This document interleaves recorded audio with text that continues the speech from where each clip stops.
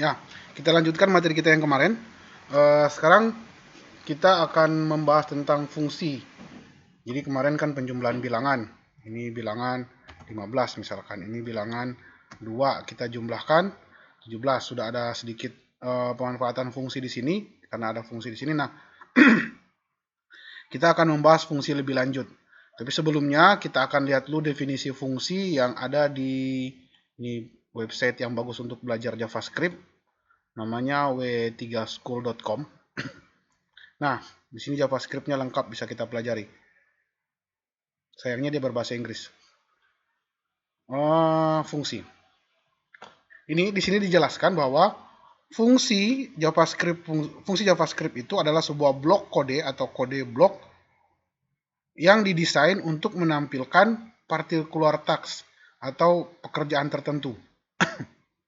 Terus, a JavaScript function atau sebuah fungsi di JavaScript is execute dijalankan ketika something invokes it atau ketika sesuatu memanggilnya. Biasanya menginvoke itu event. Ada sebuah objek HTML atau objek lain, terus dia punya event. Nah, event itu akan memanggil sebuah fungsi sampai fungsi itu dijalankan. Tapi ada juga fungsi yang dijalankan ketika sebuah halaman web di load. Jadi pas dia di load, fungsi itu akan dijalankan, otomatis jalankan Windows load. Karena kita akan nanti pada perjalanan pembelajaran kita ini akan sampai ke arah sana. Sambung. Nah, sintaks dari fungsi, ini sintaks dari fungsi itu biasanya a JavaScript function is defined with the function keyword followed by a name. Jadi ada kata fungsi dulu, baru diikuti oleh nama fungsinya, baru diikuti oleh parentesis ini, tanda itu. Terus di dalamnya bisa kita isikan parameter-parameter. Kira-kira begini, fungsi, nama fungsi, baru parameter-parameter atau nilai-nilai yang akan dieksekusi. Dieksekusi pada fungsi tersebut.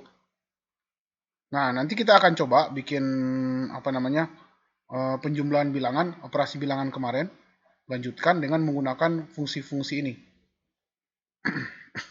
Ini kalau kita tambahkan kurang, misalkan pada script kita, button ini kita tambahkan sebuah button lagi. Ini kita kasih nama dia kurang.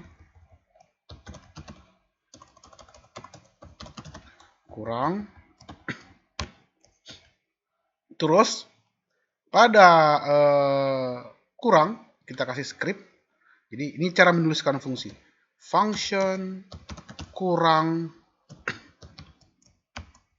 Nah, terus kita ambil lagi seperti di atas, seperti tadi biasa. Baru kita kopikan. Baru simpan. Baru nanti nomor ini bill-nya kita kasih kurang. Begini.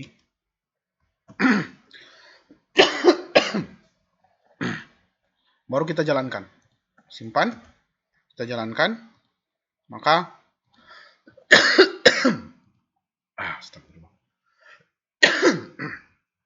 kalau kita panggil bilangan ini 3 misalkan, jumlahkan hasilnya 5, kurangkan hasilnya min 1.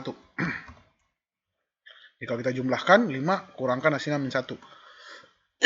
Nah, ini fungsi tombol tambah dari penjelasan ini, tombol tambah dia akan menjalankan fungsi jumlah. Terus tombol kurang akan menjalankan fungsi kurang. Apa itu fungsi jumlah? Fungsi jumlah itu adalah ini.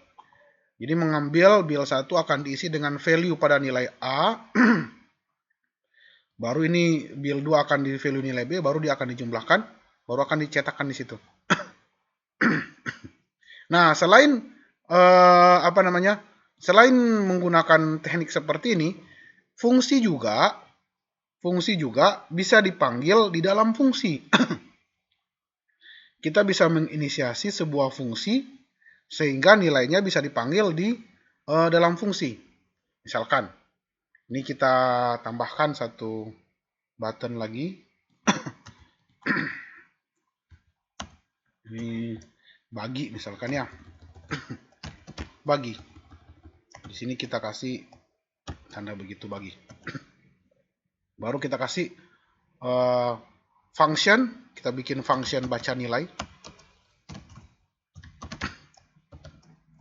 Di mana function baca nilai itu akan membaca nilai yang dimasukkan ke sini. Jadi ini kita kopikan saja ke function baca nilai. Nah, function baca nilai itu akan membaca nilai yang dimasukkan di A dengan di B. Lalu, dia akan mereturn karena sebuah fungsi itu harus mereturn sesuatu. Di sini penjelasannya. Dalam hal yang sini.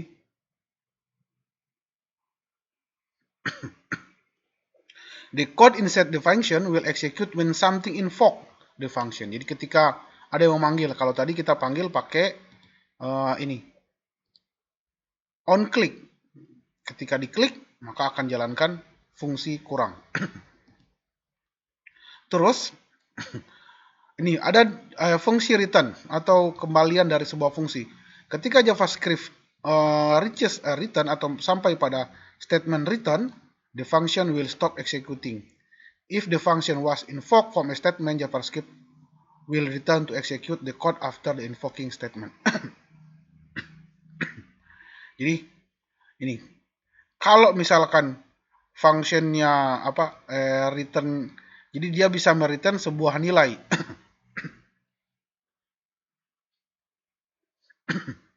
Function often compute a return value. The return value is returned back to the caller. Jadi return value ini biasanya dikembalikan ke fungsi yang memanggil, ke sesuatu yang memanggilnya. Nah, kita akan coba. Jadi kita akan coba. Kita maunya, jadi tekniknya begini. Saya mau ada sebuah fungsi yang membaca inputan yang di sini. Inputan yang di sini itu dibaca oleh sebuah fungsi tertentu. Terus nilai itu disimpan.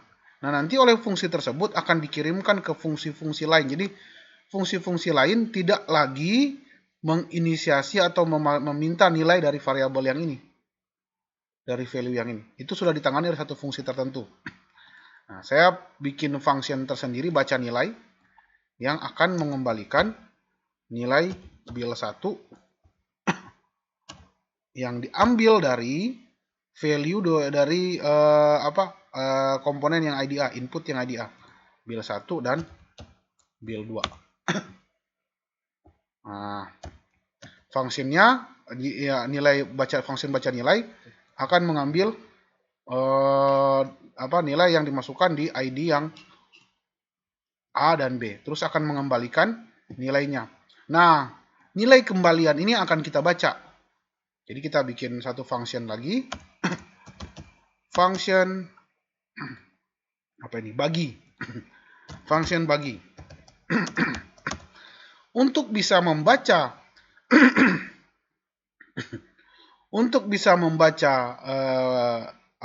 mengambil data pada function baca nilai, kita inisiasi dulu.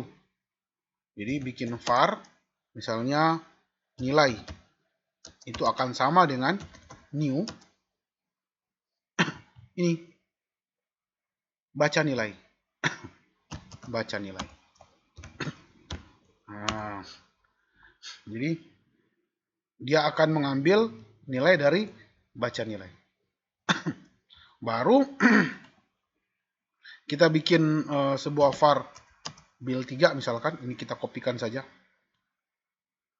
Ini var bil 3. Baru kita ganti. Ini nanti karena dia nilai dari baca nilai tadi bil 1 dan bil 2 dimasukkan ke nilai jadi objek nilai, maka kita kasih dia inisiasi. Kita kasih dia tulisnya begini, nilai objek nilai bil 1. Nilai bil 2. Ini kita kasih operasi bagi. Oke, coba kita lihat hasilnya.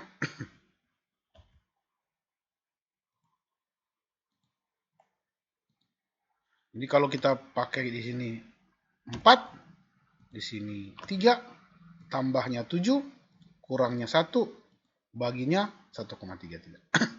Kalau misalkan 4 dan di sini 2, maka baginya adalah 2. Nah, kalau misalkan kita tambahkan satu tombol lagi, tambahkan di sini misalnya tombol kali. Ini lambangnya kali. Kita tidak perlu menginput lagi nilai tidak perlu var 1, bil 1 dan seterusnya. Pokoknya proses baca nilai kita lakukan saja di situ. Tinggal bikin function kali yang ada variabel nilai ini yang diambil dari new baca nilai. Dia jalankan function baca nilai. Ambil, copy, paste, kali. Jadi kita tidak akan kalau misalkan ada perubahan dari teknik mengambil, misalnya untuk mengambil nilai ternyata nama elemennya bukan A tapi B atau C, kita tidak usah merubah semuanya, cukup yang baca nilai yang kita ganti. Itu salah satu enaknya karena fungsinya kita baca, kita inisiasi pada function yang lain, terus kita kasih nilainya. Coba kita lihat hasilnya. Ini kalau 15, 4 kali 60 bagi 375 kurang 11 tambah 19. Nah, jadi itu dua teknik penulisan fungsi dua teknik penulisan fungsi yang kita gunakan. Di fungsi juga bisa kita masukkan parameter. Parameter itu nilai-nilai yang akan kita eksekusi di fungsi tersebut. Nah, nilai-nilai tersebut bisa juga diambil dari inputan-inputan. Nanti kita akan pelajari lebih lanjut. Oke, saya kira begitu untuk pertemuan kita pada hari kali ini. Silakan dicoba. Jadi kesimpulannya ada dua ya. Yang pertama, ini ada dua metode penulisan fungsi seperti ini. Variabel bil 1 dan bil 2 itu hanya berlaku di fungsi ini. Nah, kalau kita mau panggil lagi, kita mesti panggil lagi. Ternyata ada teknik yang bagus. Sebuah fungsi, nilai kembalian dari sebuah fungsi bisa dipakai di fungsi lain. Kalau begitu, ini nilainya dibaca di satu fungsi tertentu, baru nilai kembaliannya ini, baru kita inisiasi. Kita jalankan fungsi tersebut, kita ambil nilainya. Nah, ini model-model penulisan seperti ini namanya, ini model-model objek. Nanti kita akan bahas pada kesempatan berikut. Oke.